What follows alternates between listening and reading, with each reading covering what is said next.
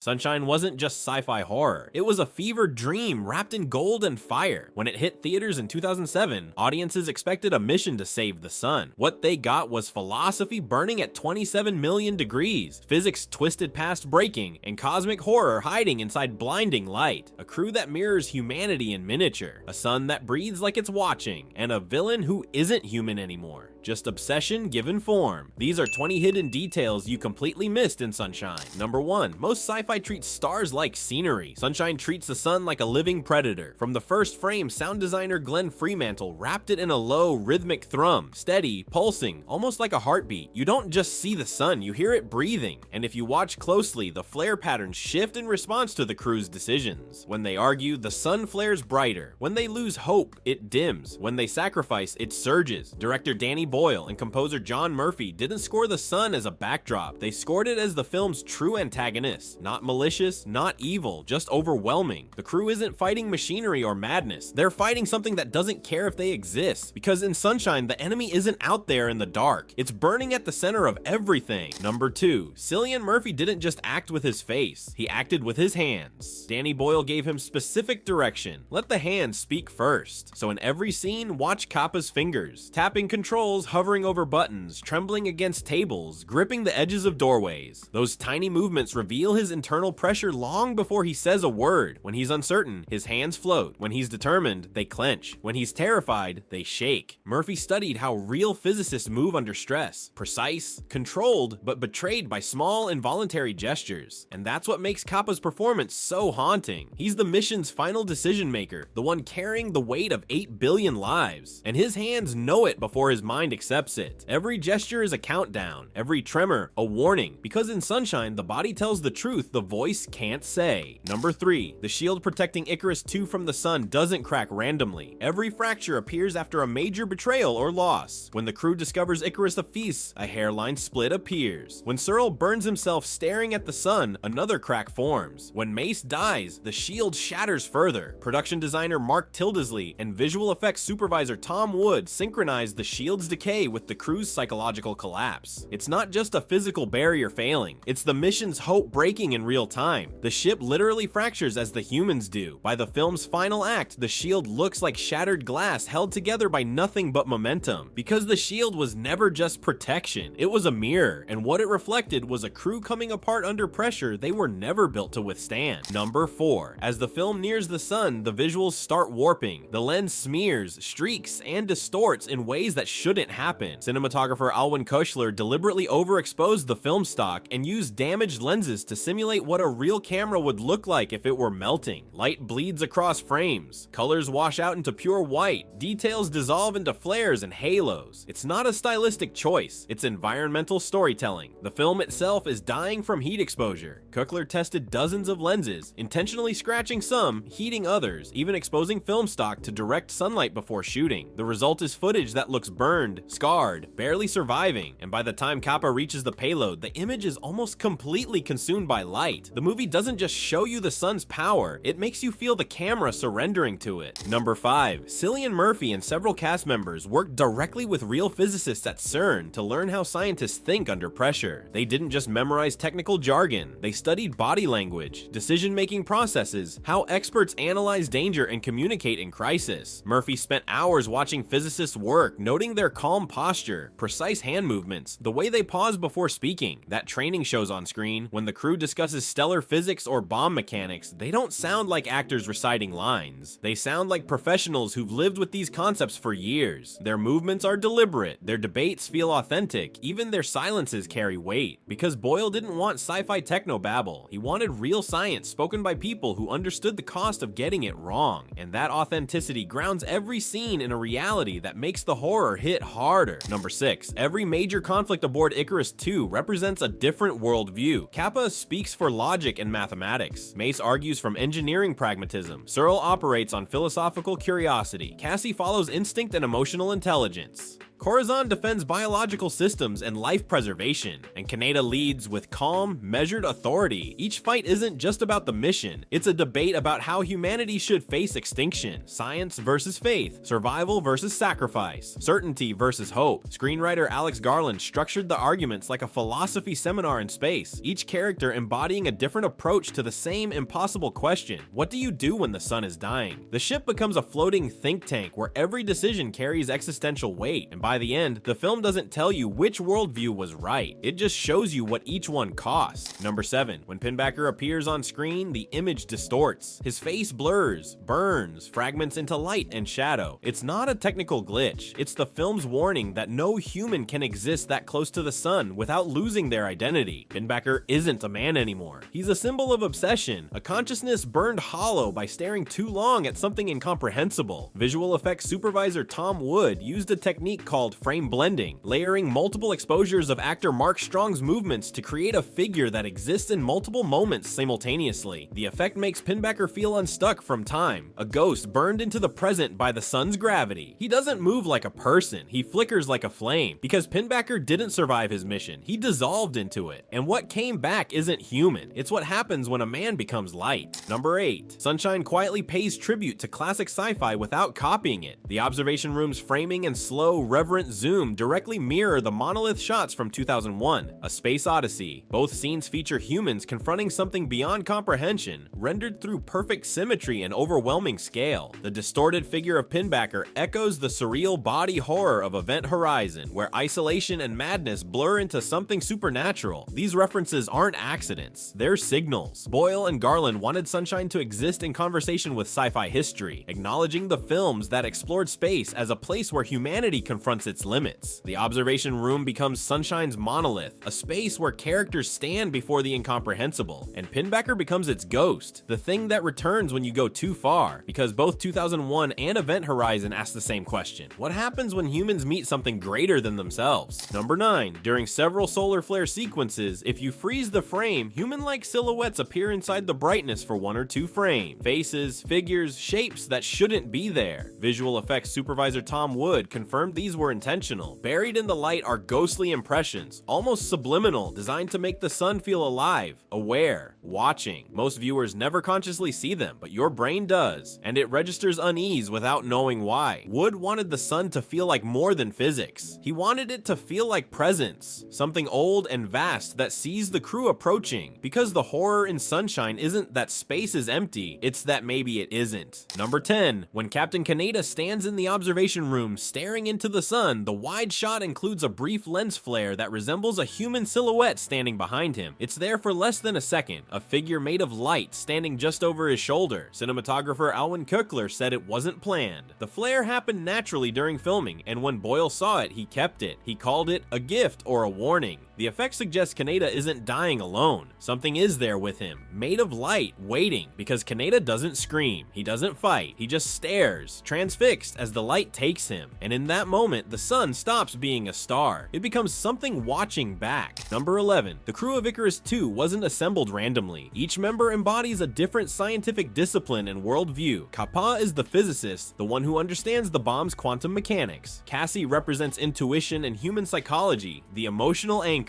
Searle is philosophy, obsessed with questions no equation can answer. Mace is pure engineering, problem solving through force and logic. Corazon is life sciences, defending the oxygen garden like it's sacred. Kaneda is leadership, calm authority holding chaos together. And Pinbacker is religious extremism, faith twisted into madness. Together they form a complete picture of humanity facing extinction, logic, emotion, philosophy, survival, faith. The story is humanity in miniature, every worldview compressed into 8 people hurtling toward the sun. By the end, only Kappa remains, the physicist, the one who believes in numbers, equations, certainty. Number 12. Corazon's oxygen garden isn't just set dressing. The sunflowers growing inside tilt toward the sun differently in every scene. Early in the mission, they lean gently, almost lazily. As the ship gets closer, their angles sharpen, turning more aggressively toward the light. By the final act, they're straining, bent at unnatural angles, reaching for something they'll never survive touching. Prop master Julian Nagel choreographed the sunflowers' movements to match the ship's proximity to the sun. Each appearance shows them tilting further, growing more desperate. It's a visual countdown, nature itself responding to the sun's pull. And when the garden burns, those Those sunflowers ignite first, consumed by the light they spent the whole mission chasing. Because even plants know, the closer you get to the sun, the harder it pulls, and nothing escapes that gravity. Number 13. Psychologist Dr. Searle's addiction to staring at the sun isn't fictional exaggeration. It's based on real psychological research. People exposed to overwhelming light, especially in isolation, develop compulsive responses similar to substance dependence. The brain releases endorphins when flooded with intense brightness, creating a feedback loop that turns dangerous exposure into craving. Actor Cliff Curtis researched cases of polar researchers and astronauts who exhibited similar behaviors, drawn to light sources during long periods of darkness or confinement. Searle's scenes in the observation room, lowering the filter percentage, pushing closer to unsafe levels, mirror documented cases of individuals risking blindness for the neurochemical rush of light exposure. His calm, measured voice as he approaches lethal brightness makes it more disturbing, because he's not being reckless, he's feeding an addiction. Number 14. Every malfunction blamed on Icarus the Seku's computer is actually caused by humans. The AI never fails. Trey miscalculates the course correction, putting the ship off target. The oxygen shortage happens because the crew manually overrides safety protocols. Even the airlock disaster isn't a system failure. It's Pinbacker sabotaging controls while hiding in the ship's blind spots. The theme is simple and brutal. Machines stay logical, humans fall apart. Icarus's voice remains calm, measured, reporting data without emotion. It warns, calculates, adjusts. The computer does exactly what it's programmed to do. The humans panic, argue, override, break down under pressure. By the final act, the ship's AI is still functioning perfectly. It's the crew that's destroyed, because Sunshine isn't about technology failing. It's about humanity's inability to handle the weight of its own survival. The machines can take us to the sun, but they can't make us ready for what we find there. Number 15. Production designer Mark Tildesley didn't structure the ship randomly. Icarus the Seku's layout mirrors human neurological architecture. The oxygen garden represents memory, green and alive, holding everything the crew needs to survive. The bridge is consciousness, the command center where decisions form. The corridors are neural pathways connecting systems, and the observation room is sensory overload, the place where input becomes too much to process. Kappa's journey through the ship tracks a psychological breakdown, moving from logical spaces to chaotic ones, from control to collapse. By the time he reaches the payload, he's descended through his own mind, stripping away reason, emotion, identity, until only purpose remains. The ship doesn't just carry the crew, it reflects them, and as the mission falls apart, the ship's architecture becomes a map of mental deterioration. Number 16. In early mission briefings, the characters sit in the exact order they later die. Kaneda at the head, Searle beside him, Trey, then Mace, Harvey, Cassie, Corazon, and Kappa at the far end. The film quietly predicts the entire death sequence before anything goes wrong. Director Danny Boyle confirmed the seating was intentional, a visual prophecy hidden in plain sight. Viewers watch the briefing, absorb the information, never noticing the arrangement, but on rewatch, it's chilling. Each crew member sits in their destined position, the order of their death coded into the composition. It's fate disguised as blocking, destiny presented as a seating chart, because Sunshine doesn't hide its secrets. It shows them to you in the first act and waits to see if you notice before it's too late. Number 17. The villain's name isn't random. Captain Pinbacker is named after Sergeant Pinback from John Carpenter's Dark Star, a 1974 sci-fi comedy about a doomed space mission where isolation drives the crew to absurdity. Dark Star was a parody, a darkly funny look at humans unraveling in space. Sunshine takes that same premise and strips away the humor, turning the joke into horror. Alex Garland chose the name deliberately, a tribute to a cult classic that explored similar themes through laughter. Sunshine explores them through terror. Pinback was a fool lost in space. Pinbacker is a fanatic burned by the sun. The name connects two films separated by decades and tone, but unified by the same question. What happens to humans when they go too far from home? Dark Star laughed at the answer. Sunshine makes you watch it burn. Number 18. Every major character death is followed by a visual change in the sun. A flare, a pulse, a shift in color temperature. When Kaneda dies, the sun flares brighter. When Mace sacrifices himself, the light intensifies. When Kappa delivers the payload, the sun surges with blinding radiance. Visual effects supervisor Tom Wood synchronized solar activity with narrative beats, making the sun feel reactive, alive. responsive. It's not just physics, it's presence. The sun doesn't mourn or celebrate, but it reacts, like it's aware of each loss, each offering, each step closer to reignition. It just shows you the pattern, a death,